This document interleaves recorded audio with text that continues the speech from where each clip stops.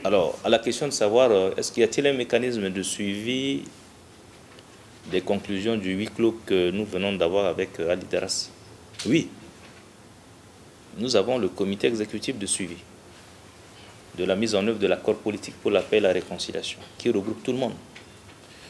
N'oubliez pas que la rencontre avec Ali Daras s'inscrit dans le cadre de la mise en œuvre, le respect des engagements pris dans le cadre de l'accord politique pour la paix et la réconciliation. Je n'ai pas rencontré Ali Daras à deux. Il y avait les garants et les facilitateurs. Donc, tous les engagements pris par Ali Daras par écrit. Sa dernière sortie à travers le communiqué qui est rendu public le samedi dernier, nous allons analyser tout cela dans le cadre du comité exécutif de suivi de la mise en œuvre de l'accord. Mais je vous informe que déjà aujourd'hui, avec les garants et les facilitateurs, nous nous sommes rencontrés pour faire déjà des premières analyses sur le comportement de Ali Daras depuis la fin de ce huis clos. Voilà. Alors, pour ce qui concerne le DDR, vous savez que le DDR est un long processus. Aujourd'hui, logiquement, même le DDR, avant d'aller aux élections de 2016, dans le cadre de la transition, on aurait pu organiser le DDR. Mais personne n'y a pensé. Donc, le président de la République est venu trouver cette situation en l'état. Dans certains pays, le désarmement a duré plusieurs années. C'est un processus qui est compliqué. Dans notre contexte, sous l'autorité du président de la République, nous avions voulu d'un DDR concerté. Ça veut dire qu'il fallait définir la stratégie avec les groupes armés, avec l'objectif de garantir son succès. Donc aujourd'hui, il y a une stratégie. Nous essayons de mettre en œuvre donc le programme. Notre difficulté, c'est que dans les dossiers du DDR, on devrait avoir 4 unités d'exécution pour essayer de mener le programme simultanément dans plusieurs parties du pays. Mais en raison de l'étroitesse des ressources disponibles, parce que le DDR, il nous fallait plus de 45 millions de dollars. Alors, en fonction donc de l'étroitesse des possibilités, depuis on travaille qu'avec 2 unités d'exécution. J'ai tenu des réunions pour étudier la possibilité d'augmenter les unités d'exécution. Mais on n'a pas encore trouvé de solution. Donc, l'inconvénient, on est que lorsqu'on envoie les unités d'exécution dans une région, il faudrait que ces unités terminent l'opération avant de se retourner pour aller dans une autre région. Évidemment, ça prend du temps. Mais ce qui est certain, c'est que le gouvernement, sous l'autorité du président de la République, est déterminé à conduire le DDR jusqu'à son terme parce que nous devons de retirer les armes qui sont en circulation et qui entretiennent encore l'insécurité dans le pays. Alors, quelle est la situation du DDR aujourd'hui? La situation du DDR est simple. Nous avons déjà terminé quasiment le DDR au nord-ouest du pays. Tous les groupes armés qui se trouvent au nord-ouest du pays ont fait le DDR, ou du moins une partie de ses composantes. Il ne reste que les 3R de Abbas Sidiki, dont le reliquat des hommes n'a pas encore fait les 2D, c'est-à-dire le désarmement et la démobilisation. À la date d'aujourd'hui, nous avons aussi entrepris le DDR au nord-est, notamment à Ndélé. Et comme je l'ai dit, nous allons poursuivre ce DDR-là à Kakabandoro et à Bria ainsi qu'à Birao. L'engagement du gouvernement est de faire le désarmement dans toutes les composantes. Ça veut dire que par région, nous devons faire le désarmement, la démobilisation, la réinsertion et le rapatriement. Vous constaterez que par région, nous nous engageons là où il y a déjà de bonnes volontés. Mais nous avons la responsabilité de terminer le programme dans toutes ses composantes et nous nous y employons actuellement. Le cantonnement, à la vérité, aujourd'hui, il n'y a aucun partenaire qui paye le cantonnement. C'est-à-dire que lorsqu'un groupe armé est désarmé et démobilisé, nous n'avons pas de ressources pour prendre en charge les ex-combattants qui sont cantonnés à un endroit donné. Mais la solution que nous avons trouvée, c'est qu'avec l'appui des États-Unis, aussitôt après le désarmement et la démobilisation, nous prenons une partie de ceux qui sont désarmés et démobilisés dans les unités spéciales ministres de sécurité. Nous étudions la possibilité de prendre 10% de ceux-là pour les mettre dans les corps habillés, la police, la gendarmerie ou l'armée, pour ceux qui répondent aux critères d'intégrer les corps habillés, et le reste, nous les envoyons immédiatement pour la réinsertion socio-économique.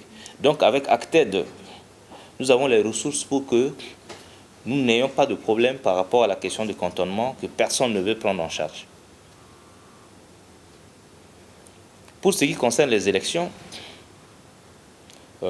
aujourd'hui, nous prenons des dispositions pour qu'aucun groupe armé ne fasse obstacle ou entrave au processus électoral. D'ailleurs, nous avons un plan de pacification, un plan de sécurisation des élections qui aujourd'hui permet à l'armée nationale et à la MINUSCA d'accompagner tout mouvement de l'ANE ainsi que des candidats aux différentes élections sur le terrain.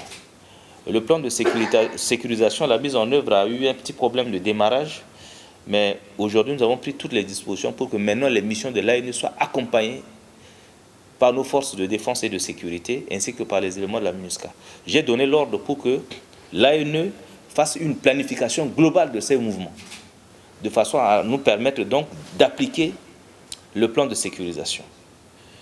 De même qu'au niveau du CES, des messages sont lancés à l'endroit des responsables des groupes armés pour qu'ils puissent soutenir le processus électoral dans le sens de ne pas faire une entrave sur les différentes mobilisations sur le terrain.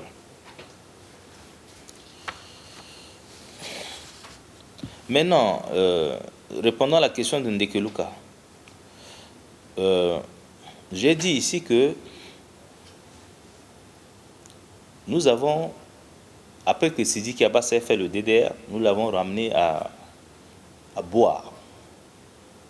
Ce qui a permis sa contribution, la contribution de son mouvement donc à l'implantation des USMS, jusqu'à ce que, toujours de Bangui, on lui demande, avec d'autres forces extérieures, qu'on lui demande de s'éloigner de Boa.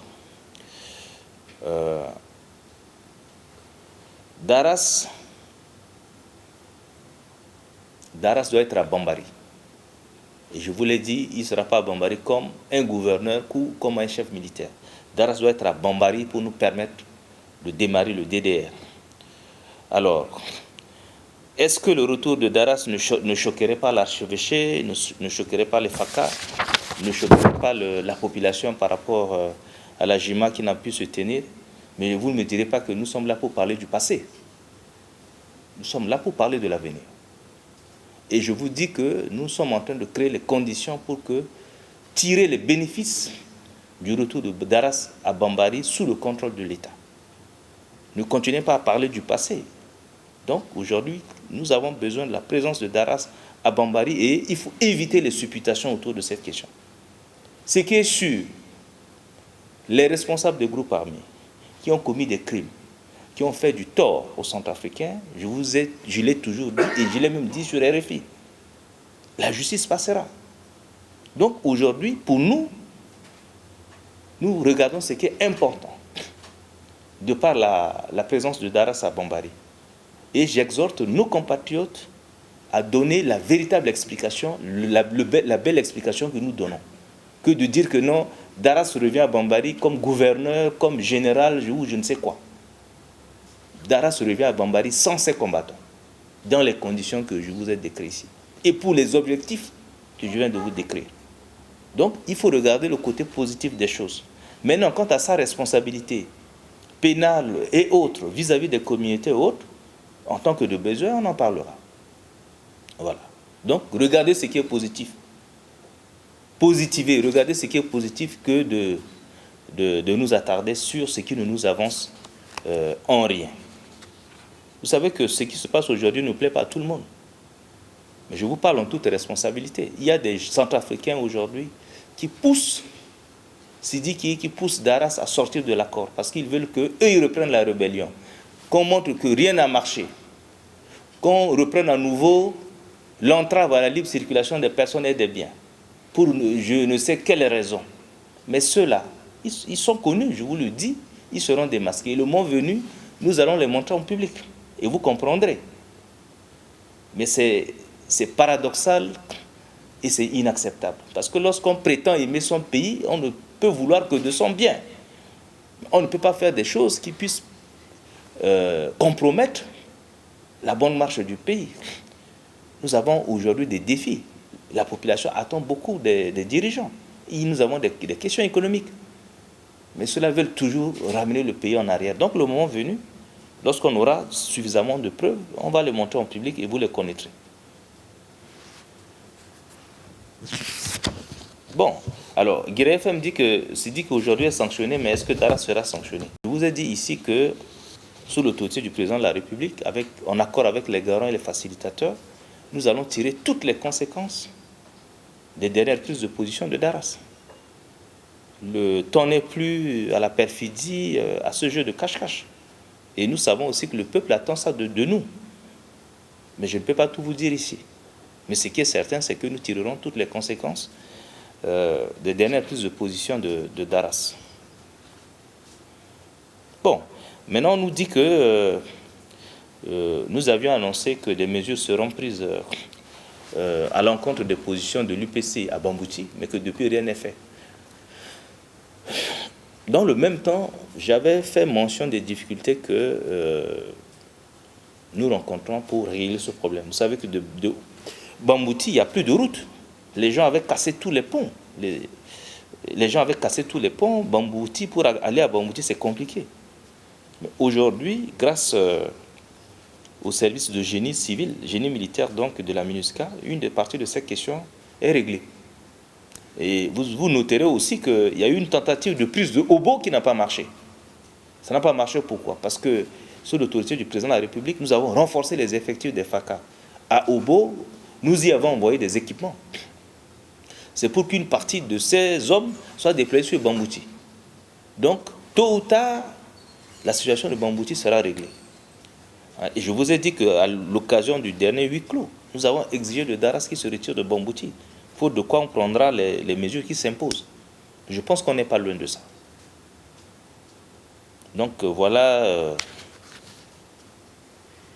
Maintenant, pour ce qui concerne le processus électoral, c'est vrai qu'il y a eu des soucis à Kagabandoro, aussi dans la Waka, mais nous avons réglé. Nous avons personnellement intervenu pour que la mobilité des agents tablettes soit totale. On ne peut pas cacher ces difficultés, mais nous y travaillons et je pense que les choses devraient rentrer dans l'ordre. J'ai dit que notre pays est un état de droit. Il y a la liberté de s'exprimer, la liberté de s'associer. C'est reconnu par notre Constitution. Personne ne fait obstacle à cela. En même temps, j'ai dit que l'appel à manifester, à manifestation du groupe de travail de la société civile, suite à ce huis clos, appelant à une ville morte, j'ai réalisé que cet appel était hâtif, parce que les responsables de ce groupement n'avaient pas connaissance de ce qui s'était réellement passé. Il y avait l'illusion que Daras est venu à Bangui se balader et était reparti sans résultat. Mais les faits par la suite ont montré que nous avons fait venir Daras pour attirer son attention sur la nécessité de respecter ses engagements, les engagements pris dans le cadre de l'accord politique pour la paix et la réconciliation. D'ailleurs, le communiqué publié par Daras le samedi dernier montre qu'il n'était pas venu à Bangui pour danser, s'amuser et repartir. Il a parlé des menaces proférées par le Premier ministre, il a parlé des pressions qui ont été exercées sur lui. Mais je dis que dans ce cadre-là, il s'agissait d'une mise en demeure sur l'obligation qui incombe sur lui de respecter un certain nombre de choses. Et donc, le développement de l'ensemble de la situation, me semble-t-il, est suffisant pour rendre inopportun cet appel à manifester. Et je vous ai aussi dit qu'aujourd'hui, j'ai rencontré la société civile ici pour leur dire que voilà ce qui s'est passé. Et que votre appel à manifestation, de mon point de vue, n'a pas de raison. Maintenant, en tant que Premier ministre sous l'autorité du président, je ne peux pas accepter qu'on ramène encore les troubles dans le pays. Voilà. Si ces compatriotes tiennent à faire leur manifestation, il faut qu'ils le fassent dans le cadre des lois de la République. Dans le cadre des lois de la République. En tant que Premier ministre, je suis responsable du maintien de l'ordre public. Si l'objectif est de créer des troubles, d'empêcher des gens d'aller au travail, parce que mercredi est un jour ouvrable. Une ville morte, ça veut dire qu'il ne faut pas qu'il y ait d'activité. Concrètement, c'est quoi? C'est d'empêcher ce jour, ceux qui veulent aller au marché, les femmes qui veulent aller vendre leurs légumes, les empêcher d'aller au marché vendre leurs légumes. Ceux qui veulent aller au travail, qui sont des fonctionnaires, les empêcher d'aller au travail. Nous avons réouvert les écoles. Les enfants qui sont en classe d'examen, qui veulent aller à l'école, ce jour-là, les empêcher d'aller à l'école. Le citoyen lambda qui veut prendre sa voiture, sa moto pour aller faire ses courses, ce jour-là, les empêcher de circuler. Ça, je ne l'accepterai pas. Voilà le message. Je voudrais préciser, sauf erreur de ma part, que dans l'avis de la Cour constitutionnelle, rendu sous la forme d'une décision, sur la question du glissement, parce qu'il y avait eu une proposition de loi pour tenter de réglementer des situations imprévisibles qui pourraient rendre impossible le respect du délai de l'organisation des élections. Cette proposition de loi avait été soumise à la Cour constitutionnelle. La Cour constitutionnelle a estimé qu'elle n'était pas conforme à la Constitution. Et c'est dans ce cadre que la Cour constitutionnelle a défini une procédure en disant que si se produit un événement imprévisible qui rend impossible le respect du délai d'organisation des élections, que l'ANE présente un rapport de situation, tout en proposant un nouveau chronogramme. Et que sur cette base, il faudrait organiser une concertation sur la question. Donc c'est dans ce contexte que l'idée de concertation a été émise par la Cour constitutionnelle. Ça veut dire quoi? Ça veut dire que, présentement, si on demande une concertation, ça ne correspond pas à l'idée de la Cour constitutionnelle. Ce n'est que quand l'ANE réalisera qu'elle ne pourra pas organiser les élections dans les délais constitutionnels. Et sur la base de son rapport, qu'il faudrait envisager cette concertation. Voilà. Bon, vous savez, dans le pays, on ne va pas tout le temps faire des dialogues, des concertations. Il y a des questions qu'on pourrait gérer. Il faut aussi que l'État fonctionne de façon normale. On ne va pas tout le temps faire des concertations. Vous savez que derrière cette idée de concertation, vous comprenez l'objectif des uns et des autres. Bon, maintenant, mais il n'est pas aussi exclu que des Centrafricains puissent se rencontrer et se parler. Mais dans l'esprit de la Cour constitutionnelle, sauf erreur de ma part, ce n'est que dans les circonstances que je viens de décrire qu'on pourrait envisager cette concertation. Pas autrement. Voilà l'avis que je donne sur la question.